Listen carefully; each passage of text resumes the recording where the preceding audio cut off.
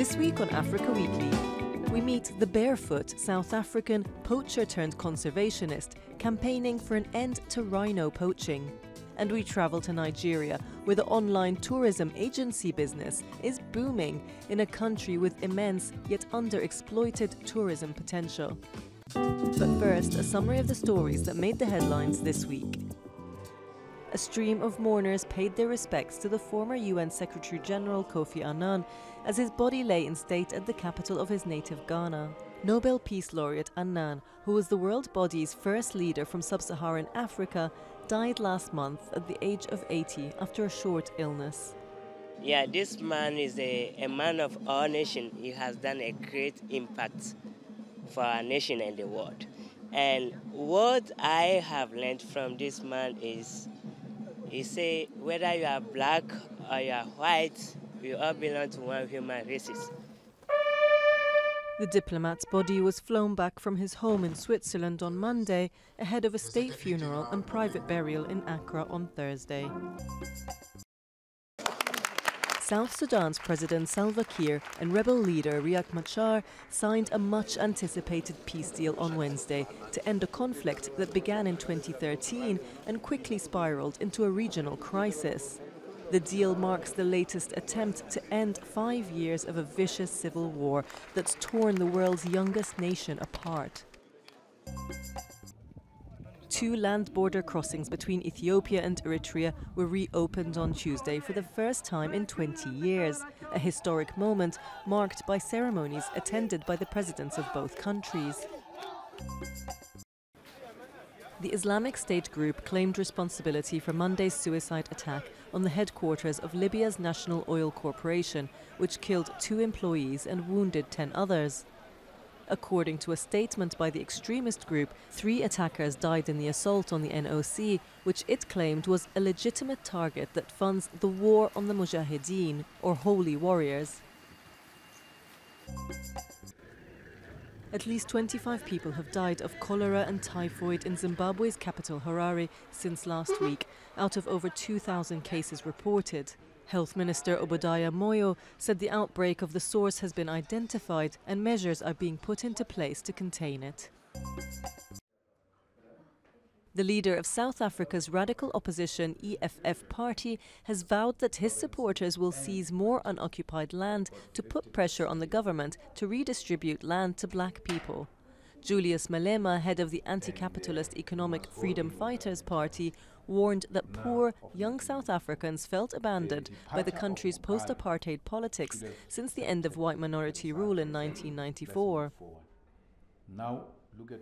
So it's a completely new generation running out of patience.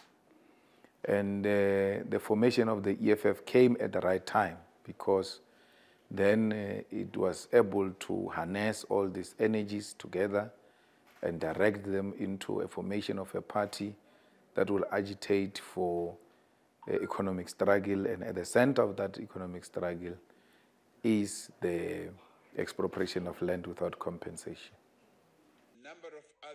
Meanwhile, President Cyril Ramaphosa dismissed fears that South Africa may come under sanctions if it carries out a proposal to expropriate white farms without compensation, following US President Donald Trump's tweet last month that white farmers were being forced off their land and many of them killed.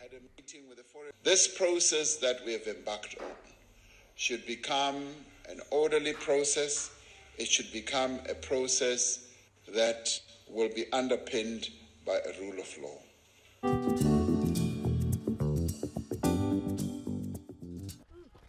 Nunu Jobe knows the bush intimately.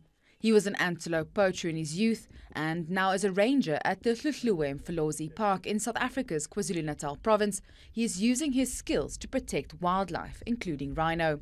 Nunu also draws on his unique experiences to educate school children and communities living near the park about conservation issues.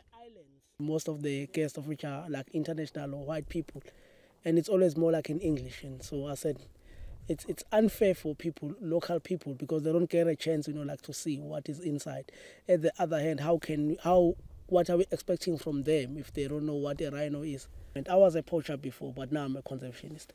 In 2017 alone, more than 1,000 rhino were poached in South Africa, including 270 killed here in KwaZulu-Natal. This school group, the first to visit the park with Nunu, learned firsthand about the impact of poaching. My wish is to learn a lot more about them because I was never really aware of them. As a science student, I just thought I would naturally go into medicine, but from what I learned today, I saw that this isn't the only possibility. I can do wonderful things here in my community, like to conserve animals and to contribute to the economy of South Africa. Nunu now believes that conservation is his true calling, and to be closer to nature, he hung up his boots and decided to go barefoot 2 years ago. As soon as you wear shoes, then you make your feet more softer. And then so you're getting weaker and weaker. But as soon as you decide to quit not wearing shoes, on that day, then you start gaining something. Of which, that I said, I'd rather gain something than losing something. And again, I feel more grounded. And I feel like connected. I feel like sharing the step with the rhino. Game rangers like Nunu are on the front line of the war against poaching, often confronted with former accomplices, and they rely heavily on community conservation awareness to try and stem the tide while the continent's rhino population continues to dwindle.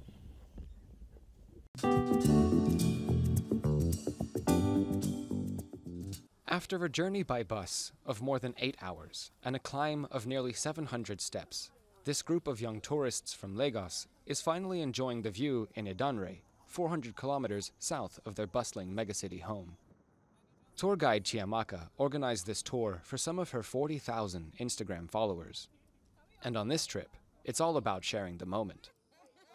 If you're going on a vacation and you just want to relax, maybe with your spouse, sometimes you just go off social media to just take time off. But if you're going on adventure, going hiking, you always have to document. Sometimes it can be for your own memory, to show your family and so that you can remember for years to come.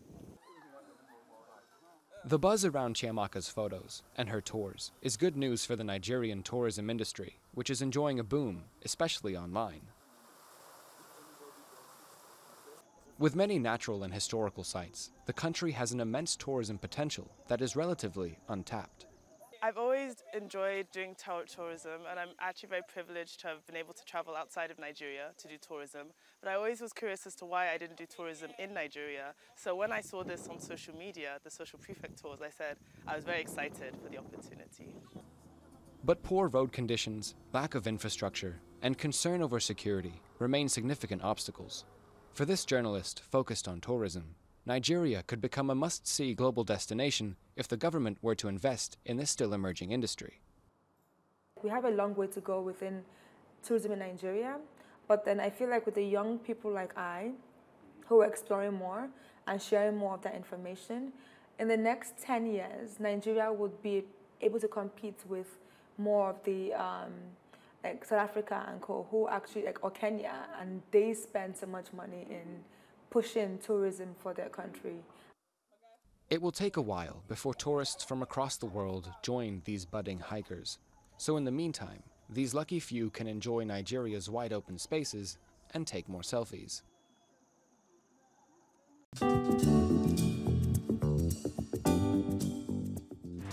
At least one person was killed and nearly 40 injured in a stampede ahead of Sunday's Africa Cup of Nations qualifier, in which Madagascar hit back twice to draw 2-2 with Senegal. Fans had queued outside the stadium for 9 hours before the start of the eagerly awaited match. Liberia president and former World Footballer of the Year George Weah made a surprise return to international football on Tuesday at the age of 51 in a 2-1 friendly defeat by Nigeria. The international match in Monrovia was organised to retire the number 14 shirt worn by Weah, who was voted World, European and African Footballer of the Year in 1995. Instead of watching the match against Nigeria from the grandstand, he captained his country and showed glimpses of former skills before being substituted 12 minutes from time. That's all from us at Africa Weekly. Until next week.